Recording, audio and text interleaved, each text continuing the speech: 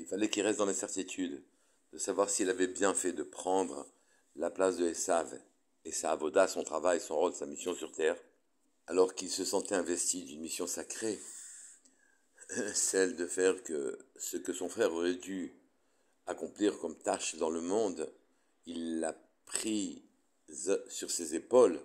Hachem a voulu lui laisser cette incertitude-là.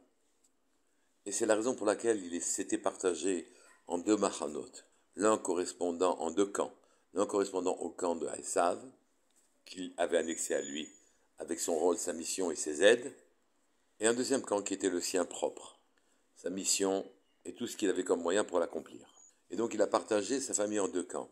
Et Hachem allait décider, est-ce que les deux camps allaient survivre? Est-ce que c'était l'un ou l'autre, ou même les deux? Il s'avérera que finalement Akadosh Baruch Hu confirmera qu'il devra prendre les deux. Et une mission sur terre de lutter contre les Yetzirah, et une mission plus spirituelle, celle qu'il avait d'emblée à sa naissance, de rester dans l'attente et de s'investir dans le monde spirituel. Il aura désormais les deux rôles, et donc les moyens d'accomplir ces deux missions. Si Yaakov ira depuis la terre jusqu'aux cieux. On comprend aussi sa lutte avec l'ange du même coup, l'ange tutélaire de Esav, Vaya avec Ish Imo.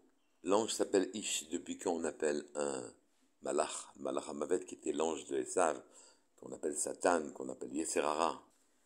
Depuis qu'on appelle un être Ish Elohim, un être divin, on l'appelle ange, on l'appelle Ish, pardon, excusez-moi. C'est qu'en vérité, c'est ce que lui reprochait l'ange, en lui disant tu ne peux pas prendre de rôle.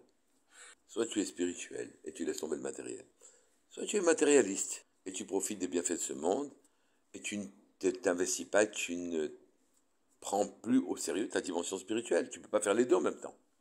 L'ange de Esav lui dit en quelque sorte tu es devenu Esav en allant chez Lavan, ou bien tu n'es pas Esav et tu es Yaakov, mais c'est bon le monde matériel. C'est agréable, c'est plaisant, ça a ses agréments.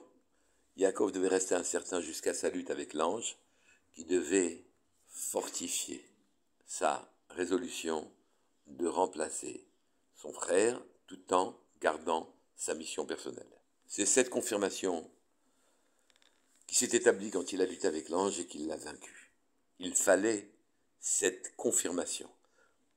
Et donc il fallait encore lutter contre l'ange de Esav pour déterminer que Yaakov pourrait aussi vivre dans le monde matériel en prenant la place de son frère, sans perdre son niveau spirituel.